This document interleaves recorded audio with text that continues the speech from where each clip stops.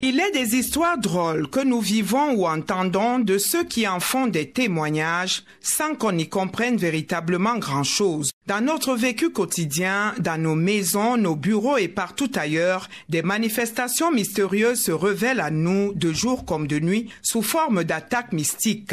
Les animaux, à l'instar des souris, des serpents, des cafards, des hiboux, des chats, donnent à se poser des questions au sujet de leur présence et manifestations un peu bizarres dans notre environnement de vie. Ils sont pointés du doigt comme étant des totems, ces êtres mystiques, ancêtres éponymes, esprits protecteurs ou maléfiques en même temps pour celui qui le détient, généralement représenté par un animal ou un végétal dans nos sociétés traditionnelles africaines. Le totem est le lien sacré avec le clan ou la famille qui le détient. Dans ce cas qui nous concerne, le totem du bailleur pour ceux qui sont en location ou celui du propriétaire terrien pour ceux qui vivent chez eux, quand ce n'est pas carrément celui du chef de famille lui-même, lorsqu'on sait qu'il protège son détenteur et fait du mal aux autres dont il tire les chances, dit-on. Ceux qui en savent quelque chose disent que ces animaux dont la présence exagérée et gênante à tout point ne sont pas simples.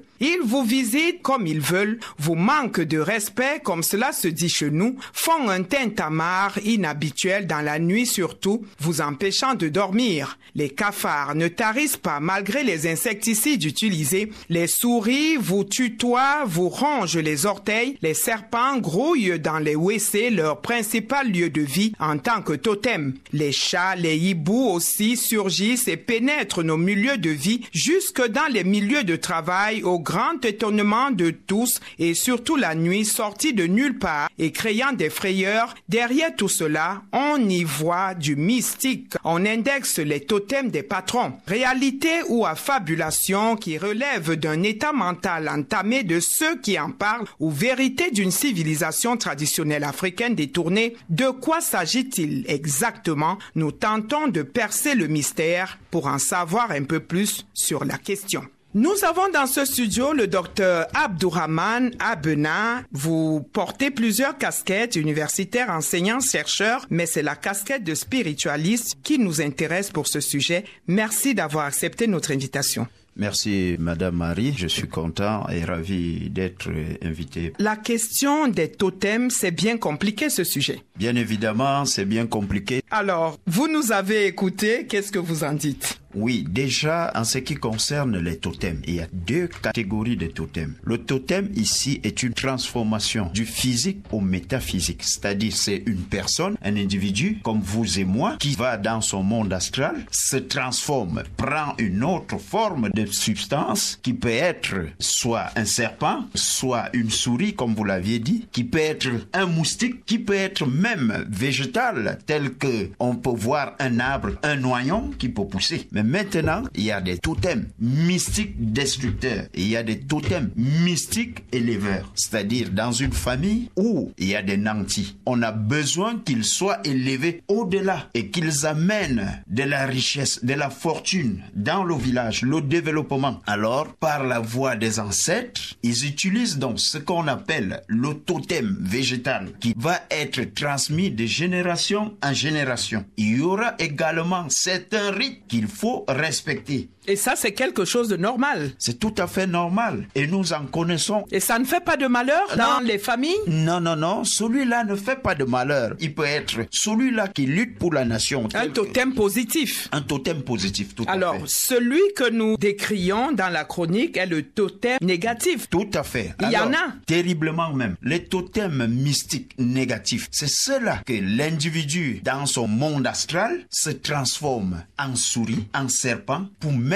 mal à l'aise une société, une famille, un individu, pour mettre mal à l'aise une structure. Vous confirmez que ce qui se raconte est vrai? Affirmatif. Alors, moi, j'ai écouté une dame qui parlait des souris qui dérangent énormément et elle semble accuser le bailleur. Oui, généralement, ceux-là, en utilisant les totems négatifs qu'ils mettent dans leurs concessions, où leur base peut être une fosse septique, ces totems-là peuvent avoir deux formes, soit la forme de souris Ce qu'il consomme, c'est soit l'être humain, soit les vêtements des êtres humains. Donc, il perturbe le locataire. L'autre variété peut être des serpents qui se manifestent par la présence des cafards. Vous verrez des cafards qui sont chez vous à tout moment. On l'a d'ailleurs dit dans la chronique. Voilà. Mais alors, dites-nous, quel est l'impact de leur présence dans le domicile de la personne qu'ils embêtent? Disons-le ainsi. C'est pour quelle fin? Le bailleur a besoin des énergies des différentes personnes pour pouvoir émerger dans son sein. Au niveau de sa société familiale, il est reconnu personne négative. Il va déporter directement son totem au sein de ses différents locaux pour qu'il perturbe ses locataires. Par ailleurs, s'il y a un locataire également qui est fin mystique, il y aura un combat aussitôt et sa présence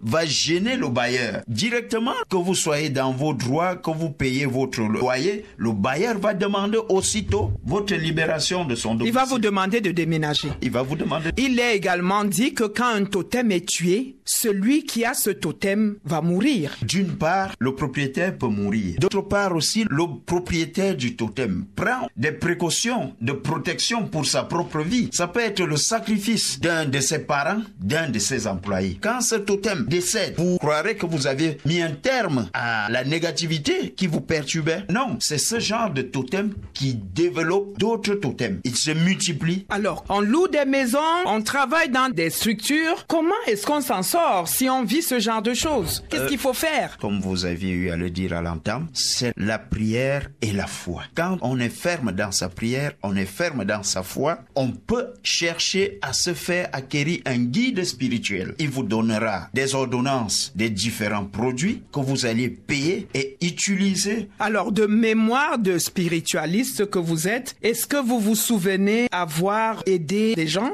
dans ce sens-là? Plusieurs cas déjà. J'ai eu à aider des cas de serpents, j'ai eu à aider des cas de chats, des cas de souris, certains dans des bureaux, certains dans des résidences, dans des familles. Et il y en a qui marchent même avec de l'eau bénite, du sel béni pour asperger afin de s'en sortir. Je vous dirais, la stratégie de l'eau bénie, du sel béni, ça ne leur fait plus rien. Ils sont déjà habitués à ça. Il faut avoir une autre stratégie. Le mystique développe ses recherches. Mais écoutez, si on n'est pas lié à ce totem, est-ce qu'on court véritablement un risque? Lorsque vous n'aviez pas de contact. Vous louez certes un domicile, oui, mais vous n'en savez rien. Comme je l'ai dit, la première des choses, c'est avoir la foi et rester ferme dans sa prière. Et quand vous n'avez pas de contact avec le lien mystique, vous n'avez pas de problème. Mais vous êtes dérangé, vous serez persécuté. Vous serez persécuté de temps en temps, mais croyez-moi et soyez-en rassurés que à travers votre foi, on ne pourra pas vous atteindre. On pourra atteindre votre chair, mais jamais votre âme, parce que vous nourrissez votre âme au quotidien, et c'est la chair qui sera persécutée. Malgré cette persécution, vous aviez une énergie substantielle qui réside en vous, qui n'est autre que la foi ferme que vous aviez. Il y en a qui partent d'une maison à une autre et continuent de vivre le même phénomène. J'ai toujours dit, c'est pas la solution de déménager. Parce que nous-mêmes, nous pouvions en être une solution. Lorsque nous partageons directement, peut-être votre frère ou votre sœur peut avoir une solution et elle va vous procurer cette posologie. On l'a dit également, ces choses nous viennent dans les bureaux, dans les lieux de service. Qu'est-ce qu'il faut faire? Bien évidemment, je vous disais tantôt, j'ai eu à intervenir récemment dans un bureau où j'ai agi avec foi et fermeté pour détruire le totem qui perturbait, le totem qu'on met dans des bureaux.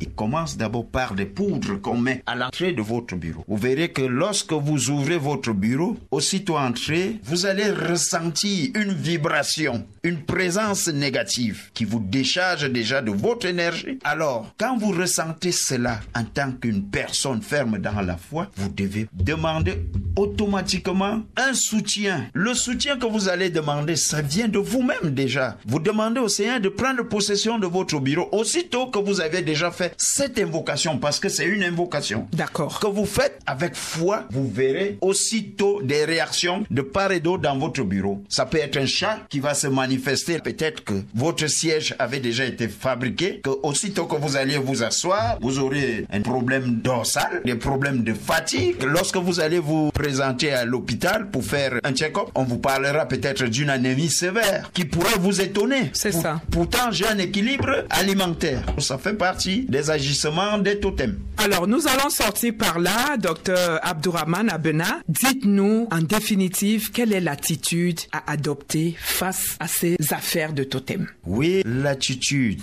qu'il faut adopter, je continue à le réitérer. La première, c'est la prière. La seconde, c'est de faire toujours des invocations. Seigneur, prends possession de ma vie. Seigneur, prends possession de mon bureau. Seigneur, prends autorité de mon bureau. Seigneur, prends autorité de ma famille. Et pourquoi pas, Seigneur, prends autorité de ma chronique? En faisant ces petites invocations, elles sont très grandes devant votre Seigneur. Il faut éviter d'avoir peur. Il faut éviter la peur. Oui. Il faut garder la ferme foi. Et dans cette ferme foi, il faut avoir du courage. Voilà, Dr Abdourahmane Abena, vous êtes spiritualiste, enseignant, chercheur, économiste. Nous vous disons merci d'avoir tenté ces explications pour nous édifier sur la question des totems. C'est moi qui vous remercie, Madame Marie, de m'avoir invité.